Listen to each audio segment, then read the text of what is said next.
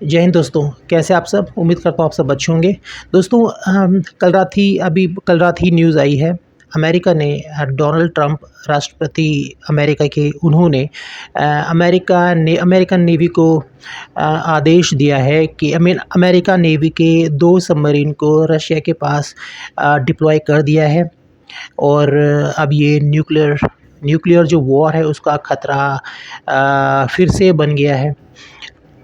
2 nuclear submarine America की Russia के पास deploy करने का कारण ये है क्योंकि जो दिमित्री मेदवेदेव हैं सिक्योरिटी काउंसिल के चेयरमैन हैं अभी रशिया में, जो कि पहले राष्ट्रपति और प्रधानमंत्री भी रह चुके हैं। वो लगातार अमेरिका को लगातार वो ऐसे ट्वीट कर रहे हैं और ऐसे टिप्पणियाँ कर रहे हैं अमेरिका के खिलाफ़, जिससे कि अमेरिका आग बबूला हो गया है। मतलब पर्सनली ट्रंप साहब हमारे आग बबूला हो गए हैं और उनकी तरफ से ये कहा गया है कि अगर रशिया को कोई थ्रेट होता है या कन्वेंशनल वॉर में भी कोई थ्रेट होता है तो हम मतलब रशिया न्यूक्लियर हथियार यूज़ कर सकता है और ईरान को भी रशिया न्यूक्लियर वेपन्स प्रोवाइड कर सकता है।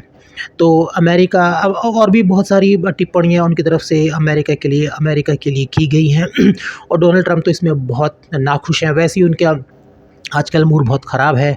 अभी उन्होंने टैरिफ भी लगाए हैं और रशिया को जो कंट्री सपोर्ट कर रहा है, जो बिज़नेस कर रहा है रशिया के साथ, वेपन्स ले रहा है, उनके इंडिया उसके ऊपर भी उन्होंने टैरिफ लगाए हैं 25% का। तो अभी ये है कि उन्होंने अभी 2 न्यूक्लियर सबमरीन को तैनात कर दिया है रशिया के खिलाफ़ और अब देखते हैं रशिया क्या करता है। या रशिया भी अभी वैसे रशिया की तरफ से कोई ऐसा ऑफिशियल रिटेलिएटरी बयान है वो नहीं दिया गया है। अब देखते हैं क्या रशिया की तरफ से बयान किया जाता है। तो डेफ़िनेटली टिट फॉर टैट होने वाला है। सॉरी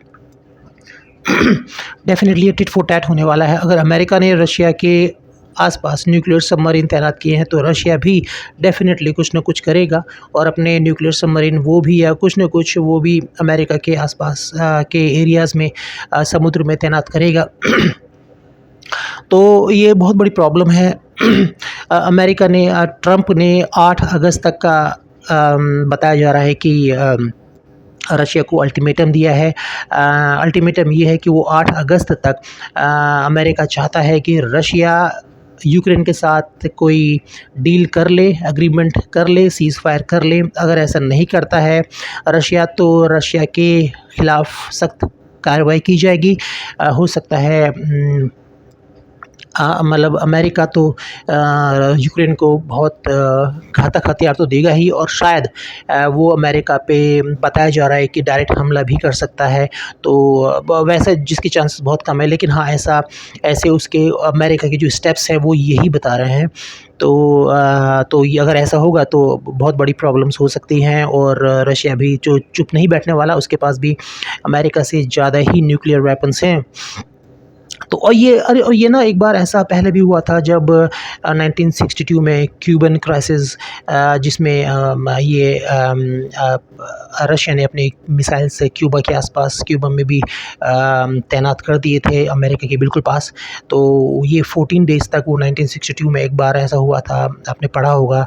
और बहुत बहुत बुरी हालत थी उस टाइम पे भी वर्ल्ड में। मतलब एक बार वो न्यूक्लियर वॉर होने के बहुत ज़्यादा करीब थी। वैसा आज तक हुआ नहीं है, लेकिन वो टाइम न्यूक्लियर वॉर सब कहते थे कि न्यूक्लियर वॉर बस होने ही वाली है। वो तो जैसे तैसे रोका गया, फिर वहाँ से रशिया ने मिसाइल्स को हटाया। तो वहाँ पे भी उस टाइम पे भी बहुत बड़ी प्रॉब्लम होने वाली थी। तो शायद ये कुछ उसी तरह का हो सकता है, अभी है नहीं बट हो सकता है। अगर अमेरिका ने न्यूक्लियर सबमरीन तैनात किए हैं तो डेफ़िनेटली रशिया भी न्यूक्लियर सबमरीन तैनात करेगा अमेरिका के पास। तो फिर ये वही वाली सिचुएशन हो सकती है। बाकी देखते हैं 8 अगस्त तक क्या करता है। अगर रशिया कुछ डील करता है यूक्रेन के साथ, एग्रीमेंट या कोई सीज़ फायर करता है तो ठीक है। बाकी देखते हैं अमेरिका का स्टेप्स क्या होगा। अमेरिका तो बौखलाया हुआ है, रशिया बहुत पागल हो चुका है। राष्ट्रपति, उनको समझ ही नहीं आ रहा करना क्या है क्या नहीं करना। दिमित्री मेदवेदेव के बयानों पे वो बहुत तीखी प्रतिक्रिया उन्होंने दी है अपने सोशल हैंडल जो उनका ट्रुथ सोशल है उस पे, और आप पढ़ सकते हैं, देख सकते हैं।